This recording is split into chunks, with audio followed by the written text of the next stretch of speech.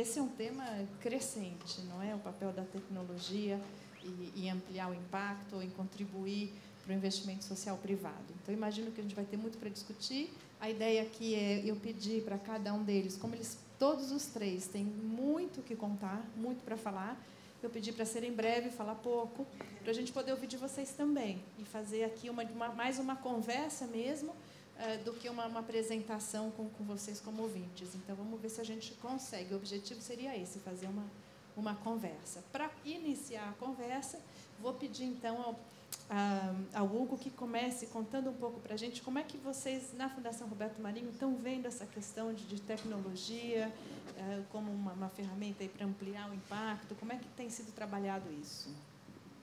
Bom, obrigado, querida. Boa tarde a todas, boa tarde a todos aqui nesse fórum. Em primeiro lugar, agradecer ao IDES, a Paula, ao Marcos Kizil, pelo convite e a oportunidade de estar compartilhando com vocês um pouco da nossa visão sobre esse tema. Bom, a Fundação Roberto Marinho, por ser ligada a um grande grupo de mídia, ela, obviamente, transita dentro da sua agenda de investimento social, dentro da agenda das empresas do grupo de responsabilidade social e da família Marinho, mantenedora da nossa fundação. A gente, de uma certa maneira, convive com esse desafio de transitar nas diferentes plataformas tecnológicas com a nossa agenda, com a nossa ação e com os nossos conteúdos sociais, educacionais e culturais. Eu não imaginei ficar falando aqui do que a gente faz. É só entrar no site e ver. Então, eu acho mais importante, talvez, a gente refletir um pouco sobre o papel da tecnologia, que eu acho que é a proposta do fórum, e, principalmente, como a gente se embebeda, um pouco aqui a palavra inglesa, desse processo, obrigado, desse processo crescente, irreversível, acho que o problema sou eu, que é o fenômeno das redes sociais, que são fruto das novas tecnologias da informação, e que colocam um novo campo de espaço público, como cita Manuel Castel, sociólogo, que surge no mundo um novo campo de espaço público, que é essa integração das agendas reais, presenciais, com as quais todos nós do terceiro setor lidamos, com esse outro campo virtual, e que, ao se somar ao campo presencial, cria um outro espaço quase autônomo. Eu acho que todas as nossas instituições, de uma certa maneira, somos e fomos, em algum momento, guardiãs digamos assim, de determinadas vanguardas no campo social, de determinadas bandeiras e causas. Hoje há uma visível fragmentação disso no mundo. Então, eu acho que a tecnologia, ao mesmo tempo, principalmente nesse campo das redes sociais, da internet, que traz um mundo quase que em um turbilhão permanente, e que, portanto, é um desafio de relacionamento nosso, tanto do ponto de vista institucional, quanto do ponto de vista de reconhecer que espaços são esses que a gente precisa atuar e transitar. Ao mesmo tempo, também, eu acho que é uma enorme oportunidade para a gente, a partir da tecnologia e dessa perspectiva relacional que eu acho que a tecnologia nos oferece. Muita gente fala que a gente vive ou está vivendo a era da informação. Eu entendo que a gente está vivendo a era da inter-relação. Eu acho que nunca fomos tão relacionais no mundo como hoje somos. O mundo é cada vez mais relacional. Então, eu acho que o nosso desafio, enquanto investidores sociais, ou, como é no meu caso, gestor de uma instituição que carrega essa bandeira em nome de uma família, em nome de um grupo de empresas, em nome de um grupo de mais de 20 mil colaboradores, que é o Grupo Globo, como traduzir esse comprometimento com essa agenda. Então, eu acho que esse é um desafio fundamental. Então, eu preferi abrir essa reflexão com vocês, esses primeiros minutinhos, mas trazendo um pouco, para mim, é uma certa perplexidade. Ao mesmo tempo, eu acho que é uma oportunidade que esse mundo em transformação nos oferece. Talvez seja cada dia mais difícil a gente lidar com este universo dessa dinâmica que o mundo das redes sociais, que muitas vezes banalizam qualquer coisa, porque é um mundo, muitas vezes, sem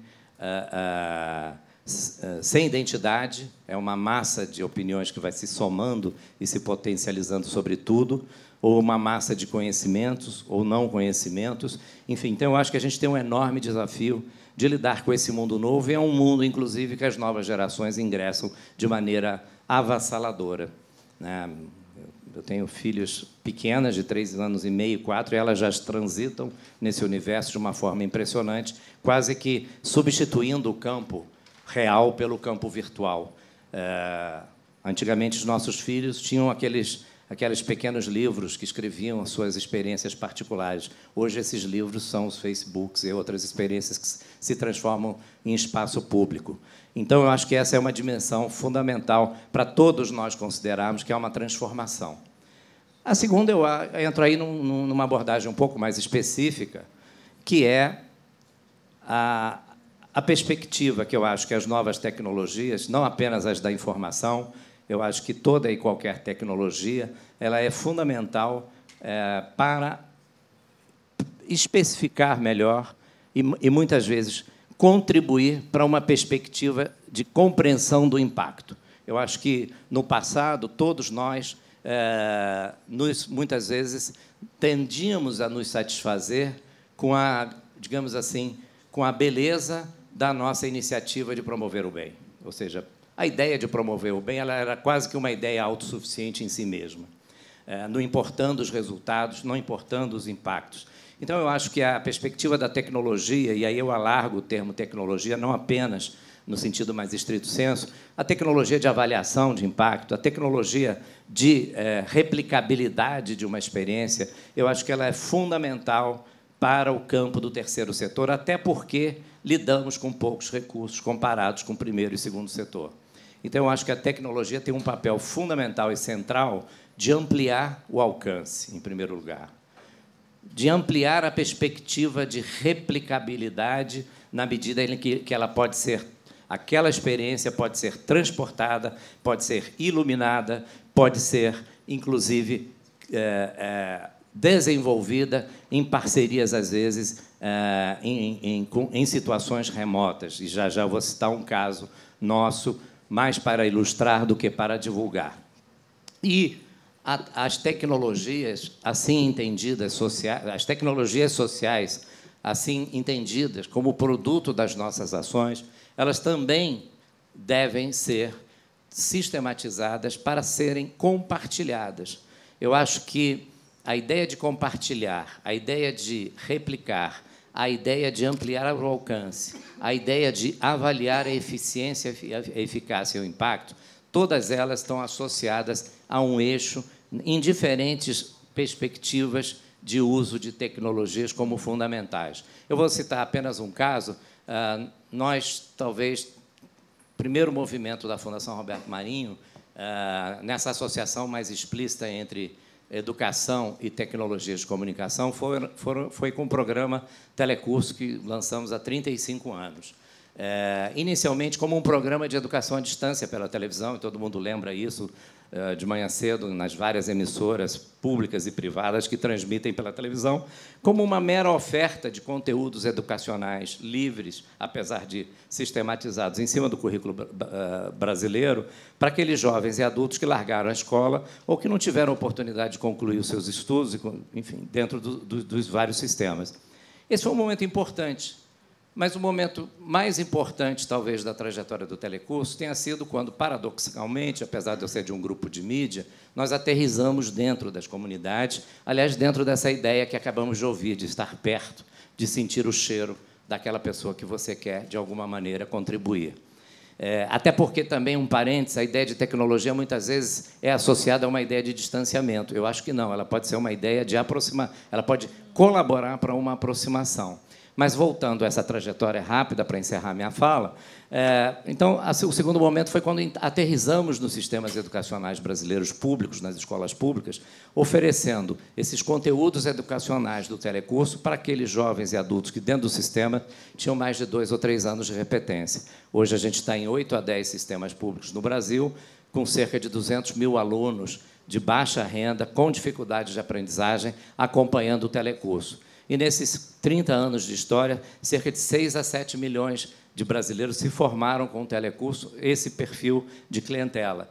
Agora, a experiência que talvez seja mais emblemática da tecnologia associada ao próprio programa nosso é uma experiência que nós estamos fazendo no estado do Amazonas há cerca de 4 anos, em parceria com o governo do Amazonas e outros parceiros, levando, com um canal de satélite, esses mesmos conteúdos que já estão nas salas de aulas, conectando um centro de mídias em Manaus com professores em tempo real, em comunidades remotas da Amazônia. Nós temos comunidades em aldeias Yanomamis, são cerca de 400 salas de aulas no estado do Amazonas, cerca de 8 a 9 mil alunos seguindo o curso. E aí o depoimento que a gente tem de alguns professores, porque a gente gera interatividade. É um canal de vídeo, de áudio, de mão dupla, tem um satélite dedicado ao programa.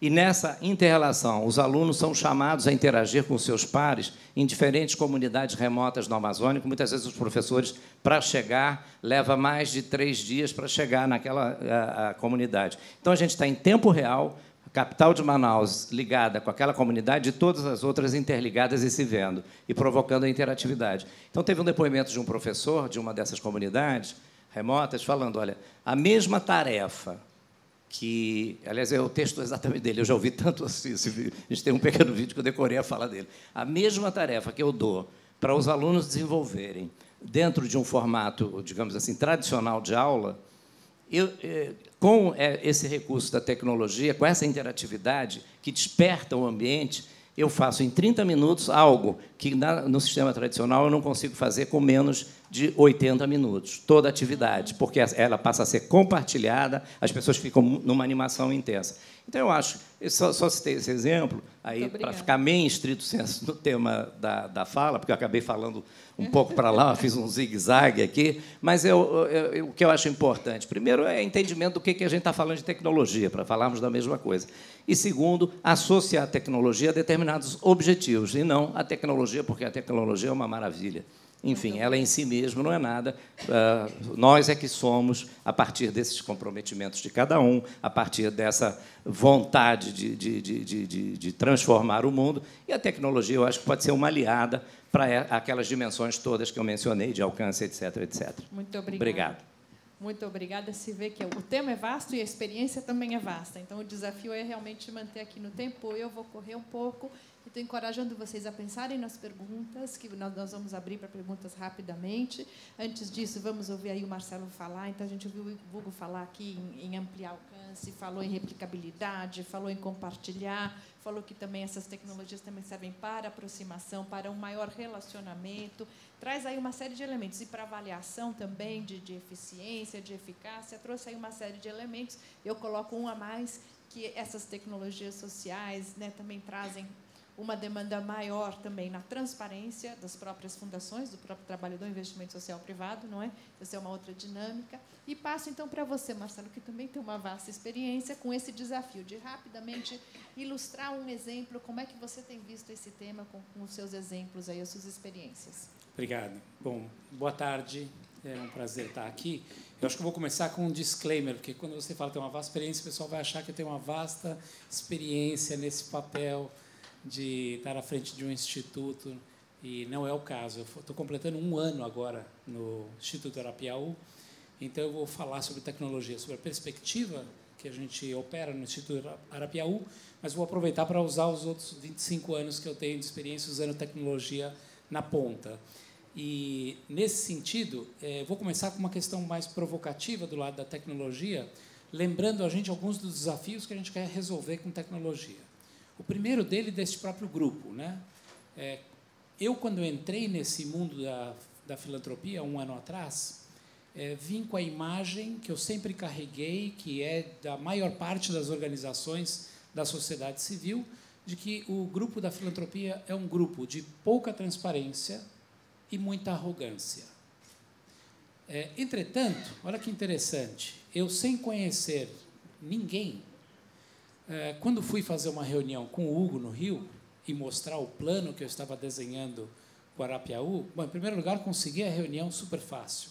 Falei, nossa, dedicação de tempo. Chamou uma pessoa da equipe para sentar comigo e dar alguns pitacos. Me orientou, ainda de uma maneira muito legal. Eu coloquei lá que eu queria posicionar o Arapiaú, dividir a filantropia brasileira em 3 módulos, né? Quer dizer, que era tradicional, progressista e fronteira.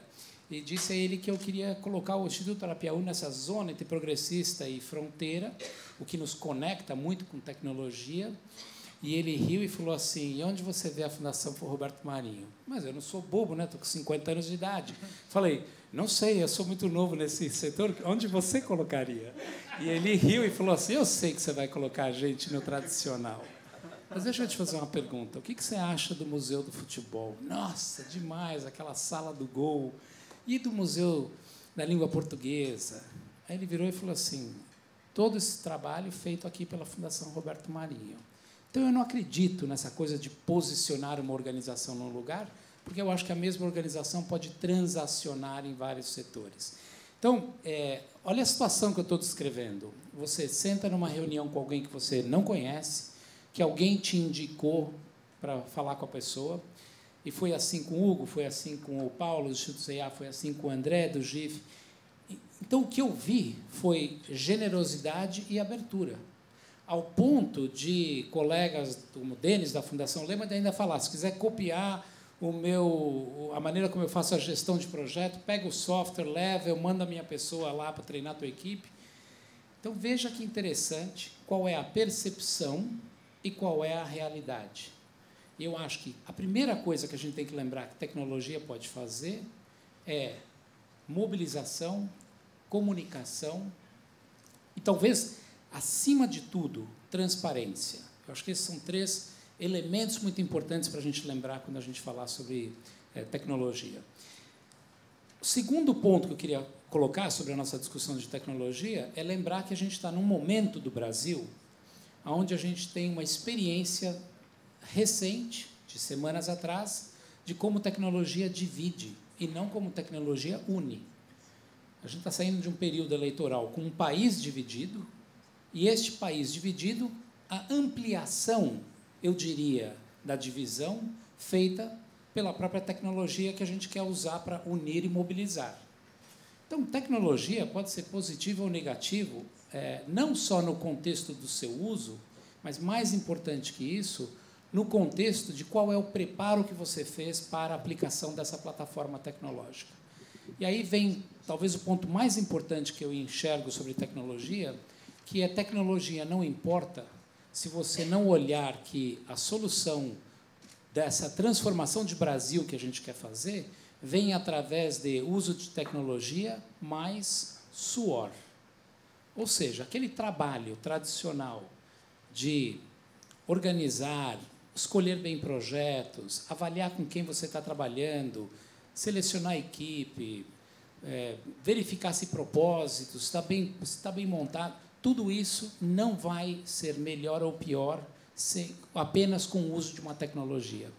Recentemente, no TED, 2 ou 3 palestrantes do TED que teve no Rio falaram muito sobre o uso da tecnologia para juntar as pessoas. E olha que juntar as pessoas, por exemplo, na praça, na Turquia, quando teve uma manifestação contra um shopping, ou na revolução que a gente viu da Primavera Árabe, ou da própria aqui no Brasil, em junho último, não é mais um desafio.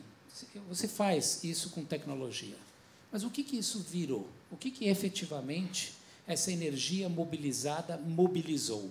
Eu acho que essa é a grande pergunta e o desafio que a gente tem em relação à discussão de tecnologia. Tecnologia por tecnologia não vai fazer essa diferença. Então, no Instituto Arapiaú, a gente está olhando tecnologia como um vetor para fazer a transformação. E a gente organizou o nosso portfólio. A vantagem de chamar uma pessoa que não entende nada de filantropia é que a gente inventa coisa nova muito fácil. Então, a decisão que eu tomei quando eu entrei foi de não ter áreas temáticas de atuação. A nossa área principal é nessa questão da sustentabilidade, olhando a questão econômica, ambiental, social e política.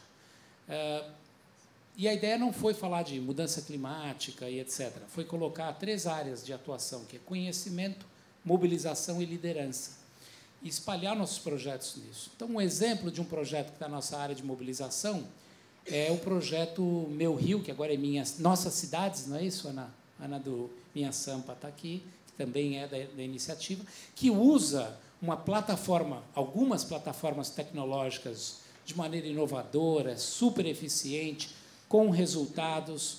Uma escola que ia ser derrubada, uma menina de 9 anos de idade, usa essa tecnologia, panela de pressão, e consegue mobilizar uma cidade para parar isso. Uma cidade que está preocupada com a falta de investigação sobre pessoas que desaparecem, usa essa tecnologia, e um cidadão normal, ordinário da sociedade, cria uma secretaria hoje ligada à segurança pública que olha a questão de desaparecidos. Então, este é o aspecto que eu acho que é inovador e brilhante da tecnologia. Mas isso só deu certo porque existiu uma campanha por trás disso, talvez na sua maneira mais tradicional. E a gente não pode esquecer que este é o ambiente que a gente está falando. Um exemplo que eu daria agora na área de liderança é a RAPS, que teve um almoço aqui, que é um projeto que a gente apoia também, e eu diria que a grande questão, a grande inovação que a gente tem ali é a tecnologia social, de você dizer que queremos construir uma nova política para o Brasil, pluripartidária, com preceitos de que a sustentabilidade, a não corrupção, a verdade vão fazer parte da base de por que nós estamos aqui juntos. E aí eu acho que entra toda essa discussão de como é a tecnologia para fazer essa junção. E o último exemplo que eu daria é um projeto novo e final, para terminar a minha intervenção, que a gente começou chamando de Arapiaú Lab, mas hoje se chama Projeto X, que foi uma inquietação quando eu entrei, que eu falei assim, puxa vida, tem 2 programas que a gente acha muito bacana, o CDI, que trabalha com inclusão digital, o Afro Reggae. E há 20 anos atrás, quando esses programas surgiram, quando essas pessoas bateram na porta de muitas das instituições que estão aqui, ou similares às que estão aqui, a resposta que eles receberam foi não. Eu não sei se o não é porque eu não entendi a sua proposta, não porque eu acho muito arriscado esse tema que você está fazendo, mas é irônico que 20 anos depois, esses são os projetos que qualquer um aqui dessa sala adoraria contribuir para ele. E olha que interessante, no caso do CDI, um projeto que está se tornando global, indo para 20 países. Não existem muitos projetos nascidos no Brasil que estão se globalizando dessa maneira. Então, a inquietação foi que tipo de fundação ou instituto o Arapiaú precisa ser para, ao receber uma demanda dessa, a gente está preparado para enxergar o potencial, fazer a leitura da disruptividade tecnológica que está sendo apresentada para a gente. Vocês imaginam o que era falar sobre exclusão digital há 20 anos atrás.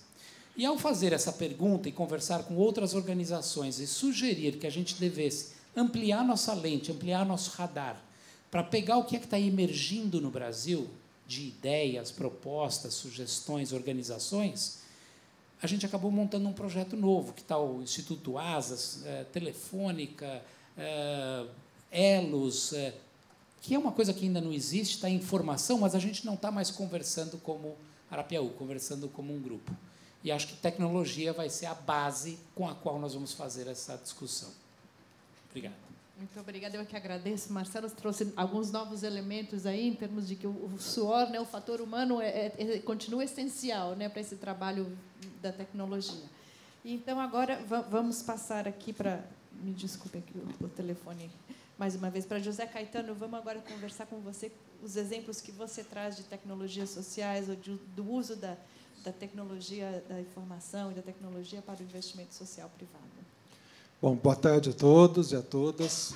Quero agradecer aqui, através da Helena, ao convite aqui do IDES É um privilégio poder estar aqui debatendo com vocês, conversando com vocês. Bom, a Fundação Banco do Brasil faz o ano que vem 30 anos. E, a exemplo aqui do Marcelo, eu fiz um ano agora. Então, estamos debutando aqui, né, ao lado do decano aqui do terceiro setor, né? Mas, assim, a Fundação ela passou por uma fase de ajuste de estratégia. Outro dia eu conversei com a André lá no GIF, né?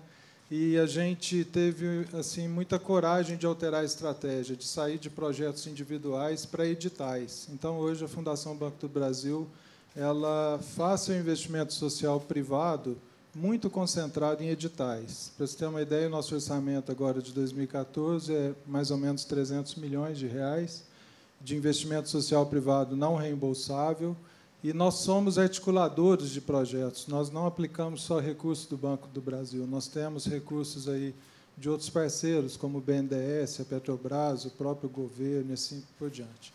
E nós trabalhamos muito com indígenas, com extrativistas, com comunidades tradicionais, com quilombolas, com agricultores familiares. Ou seja, a missão da Fundação é a inclusão socioprodutiva, sempre visando a renda. Nós não fazemos filantropia, nós não doamos recursos, nós proporcionamos saltos de qualidade em algum empreendimento que seja viável e que seja sustentável.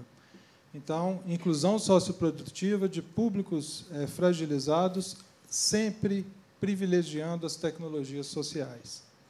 E aí, entrando aqui no nosso tema, a gente entende como tecnologia social aquilo que é criado através do saber local, né, através do protagonismo social. Claro que qualquer tecnologia social criada, ela vai sofrer sempre uma dinâmica de aprimoramento que pode vir da academia, pode vir do primeiro setor, pode vir do segundo setor.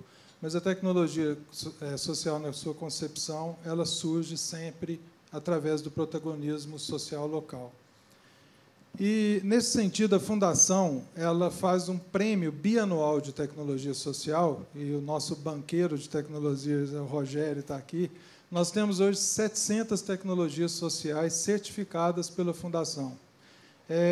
Isso é muito significativo, na medida em que, eu vou dar um exemplo aqui de sucesso de uma tecnologia social, de que forma que nós podemos potencializar a transformação de tecnologias sociais, reaplicando, como disse o Hugo, mas em larga escala.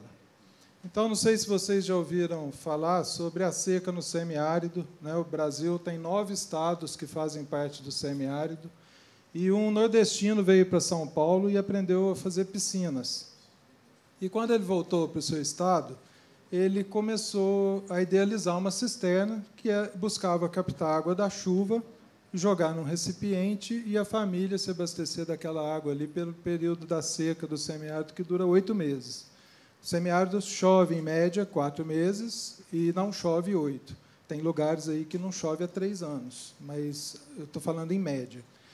E esse saber local, que tem talvez 30 anos, não sei, foi certificado como uma tecnologia social pelo Prêmio Fundação Banco do Brasil em 2001. E a Fundação começou a incentivar a reaplicação dessa tecnologia. Nós construímos, com recursos do Banco do Brasil, 80 mil cisternas no semiárido, em 130 municípios. Mas o grande legado que a gente vê na tecnologia não é isso, não é o investimento privado que foi feito, e sim essa tecnologia ter se tornado uma política pública. E, na hora que ela se torna política pública, ela ganha escala, e foram construídas mais de 1 milhão de cisternas no semiárido. E a notícia que se tem é que, hoje, quase não se tem notícias de mortes por falta de água no semiárido brasileiro.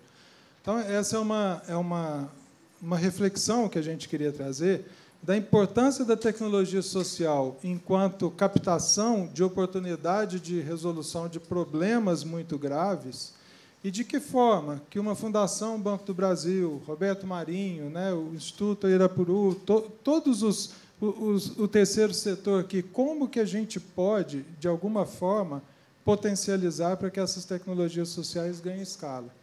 Nós temos 700 tecnologias no nosso site, traduzidas para inglês, francês e espanhol, e acho que esse é um desafio grande, né? Para concluir, só dizer assim, a Fundação tem outras experiências nessa área de tecnologia social, e a gente fica aí à disposição para perguntas ou para que vocês possam conhecer melhor aí o nosso trabalho. Obrigado.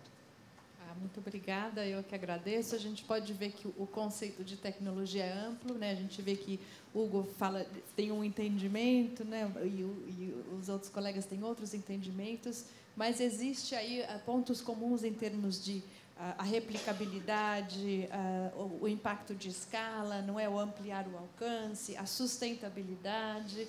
Então, o provocar esse impacto de uma maneira eficaz e efetiva. Então, existem aí algumas veias comuns, não importa como você caracteriza aí essa tecnologia, como é que você está olhando isso. Antes da gente avançar aqui na conversa, nós quatro, eu gostaria muito de abrir para o grupo aqui, vocês estiveram o dia todo hoje ouvindo, participando aqui e ali, para ver quem tem alguma pergunta ou um exemplo para compartilhar, um posicionamento para fazer uma colocação, ou uma pergunta para esclarecimento aqui de algum dos três palestrantes. Alguém tem alguma pergunta a fazer? Antes da gente continuar, vamos lá. Vamos abrir, tentar fazer uma conversa.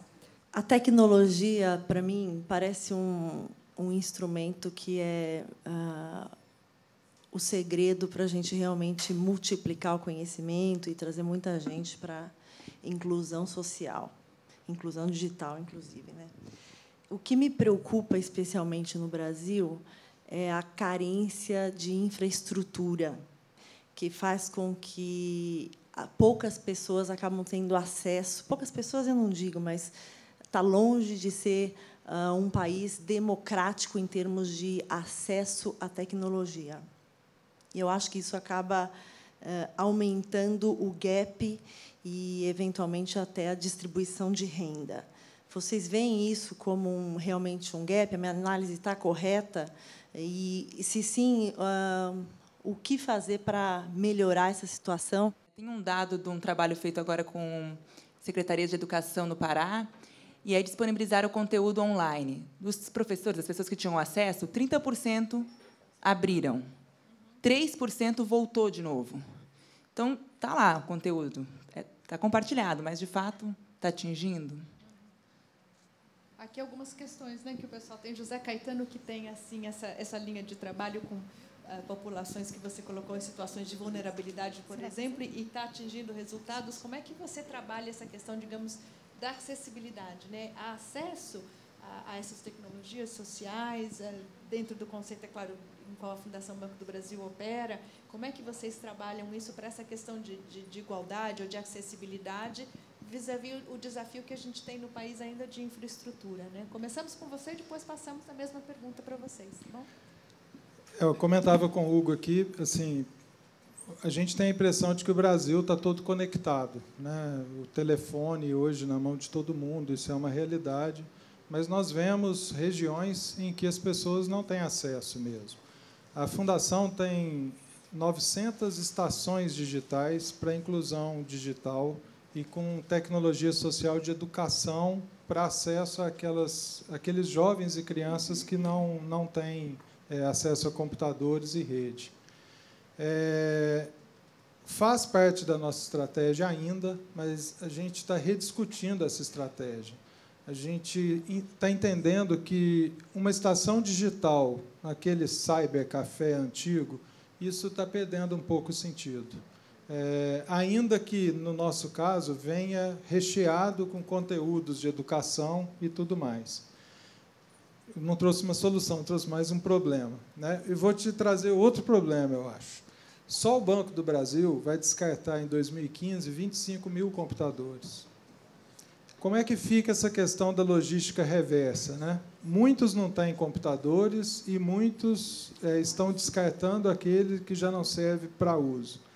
Nós montamos 4 estações de meta-reciclagem, onde, de cada 10 computadores, a depender do grau de uso dele, né, tornam-se 4 ou 5 usáveis. E 5 ou 6 vão para lixo eletrônico mesmo. Então, o computador ele tem que ter um destino correto daquele resíduo. E essas estações de meta-reciclagem, além de recondicionar e de doar esse computador para alguém que não tem, ela ensina jovens a como desmontar, montar, como é que ele faz aquilo, acaba sendo uma forma de educação também. Mas eu realmente não saberia te dizer. Uma crença pessoal é que o hardware não é mais o problema é o sinal digital. Acho que a gente precisa ter 3G de uma forma mais ampla para que todos tenham acesso, não através de estações digitais, mas sim da rede móvel. Quer acrescentar algum comentário, Hugo, Marcelo?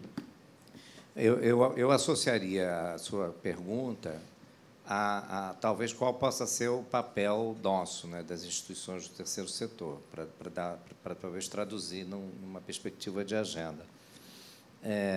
Primeiro, se de um lado é inegável as zonas, vamos chamar assim, de sombra, de conectividade existentes no país, especialmente, né, o meu colega aqui do Banco do Brasil mencionava aqui baixinho, especialmente no norte, talvez em algumas áreas do Nordeste, e um outro caso muito específico ali no sertão de Minas, que já para cima também, enfim, alguns pontos. Mas, por outro lado, também é inegável a ampliação do acesso, principalmente através de todas as operações de telefonia, né, que com os smartphones, a cobertura de televisão, que é a área onde a gente está mais próximo no país, ela é quase 100%. Inclusive, a televisão é o segundo eletrodoméstico mais presente nos lares brasileiros, segundo a pesquisa do PNAD. Primeiro é o fogão, segundo a televisão, depois é o refrigerador, apesar de vivermos num país tropical. Então, assim, existe um acesso ao hardware, mas eu acho que não existe ainda suficientemente a perspectiva da interação com a tecnologia em diferentes plataformas e softwares e linguagens, e o repertório, portanto, digital, eu acho que da população brasileira ainda é baixo. E aí eu acho que qual é o nosso papel? É desbravar algumas fronteiras para criar exemplos, para despertar até, muitas vezes, o interesse local, a mobilização local para essa perspectiva de ampliação. Eu sei de casos de várias instituições, para não falar da Fundação Alberto Marinho, por exemplo, o Instituto Luiz Paulo Montenegro mantém florestas no Acre, nas comunidades achaninkas, com computador. Às vezes, também a tecnologia não é necessariamente ligada à rede da internet, mas sim o uso da mediação tecnológica para atividade, seja ela educacional, seja ela na área de saúde, etc. e tal. Então, eu acho que esse processo de ampliação do repertório digital, da cultura digital da população, ela, a meu ver, é uma discussão tão, ou talvez mais importante do que a mera conectividade física. E aí eu acho que tem várias instituições, eu sei só uma do Instituto Luiz Paulo Montenegro, uma experiência até que eu vi recentemente de perto, que eu acho que estão desenvolvendo experiências piloto que eu acho que geram esse despertar para essa perspectiva de uma mudança de cultura, de ensinar numa escola, num lugar remoto, com tecnologia. Essa escola jamais será a mesma depois dessa experiência. O diretor regional do sistema de saúde, de educação desse Estado, que acompanha mais de perto, jamais será o mesmo. E despertar, eu acho que plantar essas sementes para, digamos assim, provocar mudanças e demandas por parte das comunidades locais. Eu acho que esse é um papel fundamental. E, obviamente, tentar fazer disso não uma experiência isolada e muito pequena que não provoque uma transformação. E aí tentar articular ela para ampliar. Eu vejo assim. É um trabalho de duas vias, né? A infraestrutura, mas também a demanda, né, da população, o repertório digital, quer dizer, olhar por esses dois lados. O Marcelo tem um comentário e a gente já tem uma outra pergunta. É muito rápido.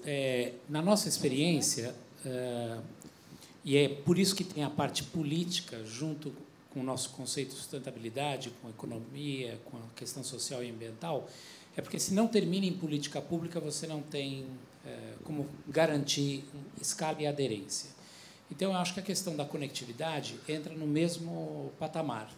A gente tem uma experiência Brasil Século XXI, que é uma experiência que a gente participa com outras fundações na área de educação, e você vai ver que a situação lá, o mais crítico não é o fato de que você tem um número ímpar de escolas no Brasil que não têm acesso à banda larga, portanto, não podem ter acesso à atualização de currículos e uso dessa tecnologia para os seus alunos. É um problema maior. No nível fundamental, você tem 50% de evasão e apenas 20% dos alunos formados têm um preparo mínimo de português e matemática. Então, a exclusão digital não se dará por falta de tecnologia, a exclusão digital se dará por falta de educação. E esse é um ponto que a gente tem que estar muito atento, porque a lei de Moore, que é o criador do microchip, mostra que a velocidade da tecnologia é muito mais rápida. E todo e qualquer desafio tecnológico será reparado. Se você olhar o salto tecnológico a cada 3 anos, que acontece na área de tecnologia, você vai ver que na área de educação isso está demorando 50 e a gente não está vendo a mesma coisa. Esta é a divisão que a gente tem que estar muito atento a ela. E eu acho que essa é a divisão que nos preocupa muito mais. Entretanto, o Brasil tem uma tecnologia muito especial, que é a SVN30, que acho que todo mundo conhece, que é a velha e boa se vira nos 30. Então, por exemplo, prefeitos de cidades que não têm acesso à banda larga e que têm uma conexão muito ruim, o que eles fazem? Inventaram lá, alguém inventou um equipamento que, à noite, quando ninguém está usando a banda larga, da meia-noite às 4 da manhã, em que a banda larga da cidade fica mais tranquila, o conteúdo é feito um download e as escolas trabalham com acesso a um servidor por intranet durante o dia. Não tem acesso garantido para operar, mas tem esse tipo de criatividade. O Brasil tem isso. Só que as crianças que estão sendo formadas estão tão longe de entender códigos e uso dessa plataforma digital que essa exclusão digital terá uma consequência terrível, tanto para nosso desenvolvimento industrial quanto para toda a sociedade, em termos até de qualidade de democracia. Porque essa divisão, nós vamos ver o preço disso muito brevemente. Aí vem mais uma provocação. Muito obrigada, Marcelo. Eu sei que já tem a pessoa aqui com mão levantada. André, manda aí. André, do GIF. A minha questão, acho que vocês já apontaram muito bem, né, essa discussão de que a tecnologia não é só o disruptivo, não é só o digital, mas tem muito a ver com criar soluções para problemas concretos. Numa discussão que foi até propiciada pelo Instituto Arapiaú, né, com um professor do MIT, que aí, fazendo um pouco a conexão da discussão da tecnologia com a inovação, né, uma das coisas mais instigantes, eu acho que ele trouxe, primeiro essa questão que a inovação ela está cada vez mais no local, né? Ela está cada vez mais passando e envolvendo aquelas pessoas que lidam diretamente com o problema e não de alguém que está construindo uma solução externa para um problema que está fora e distante dele.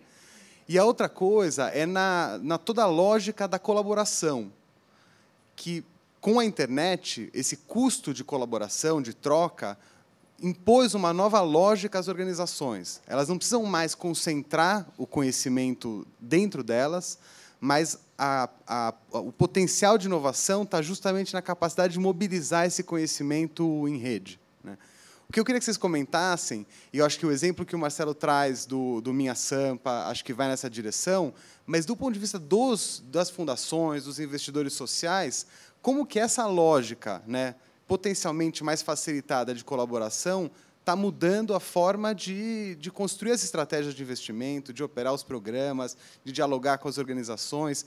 Se vocês veem, né, um movimento nesse sentido e que tipo de perspectiva a gente tem pela frente.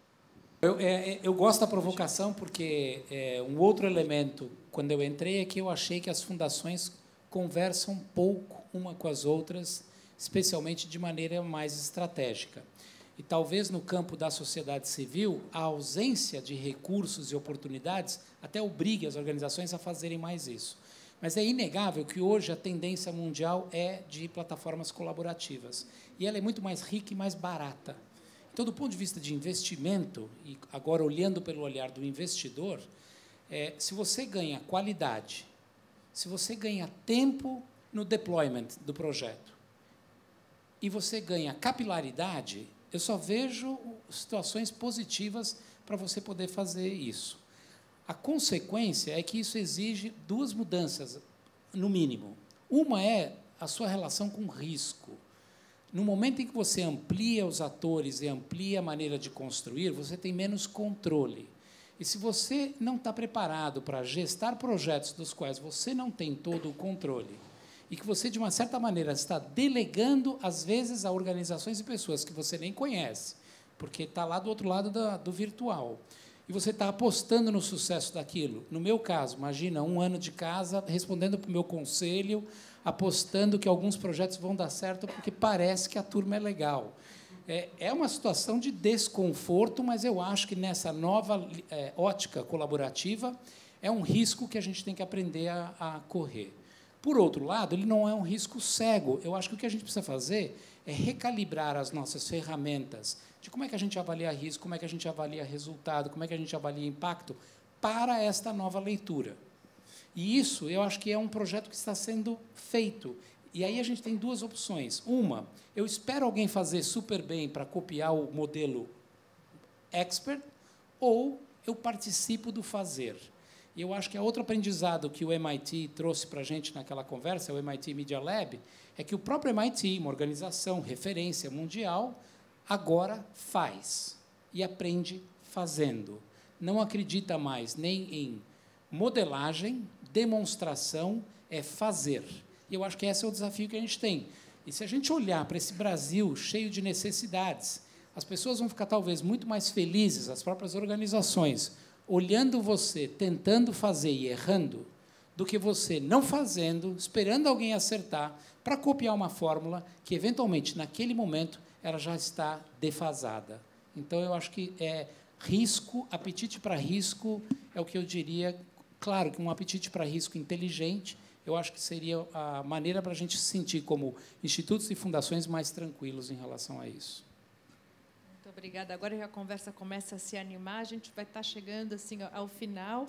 Eu fico tranquila, porque daqui vamos todos para um coquetel onde a conversa pode continuar, né? Mas parece que, assim, agora que estamos entendendo que essa zona de conforto está cada vez mais restrita, os desafios são cada vez maiores, são novos, né? Novos desafios que a gente não pode ignorar, vamos ter que aprender, mudar esse conceito de trabalhar com um modelo perfeito e aprendendo e fazendo ao mesmo tempo, não é colaborando.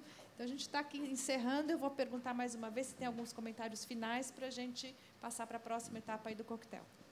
Não, eu só queria completar o que o Marcelo falou e reagindo à provocação do André, que, olhando para trás na trajetória da própria Fundação, talvez até pouquíssimos anos atrás, quase todos os projetos nós fazíamos muito nós mesmos, né? Então, eu acho que essa perspectiva de aliança, de ação entre as fundações, os institutos, as diferentes organizações sociais, ela é um imperativo, na verdade, que vem tomando conta das agendas de todos nós. Quer dizer, eu acho que já houve um passado onde a ideia de uma agenda proprietária, entre aspas, desta ou daquela instituição, isso é uma falácia, é uma perspectiva, até porque nós temos ainda tantas dimensões por enfrentar que nenhuma instituição nesse país social, ou mesmo na área pública, quando você vai para o primeiro setor, a gente não consegue lidar com todas as questões, imagina nós mesmos. E a outra perspectiva é de atuação em consórcio, que não é em torno de um projeto. Na verdade, é em torno de uma agenda, de uma política pública.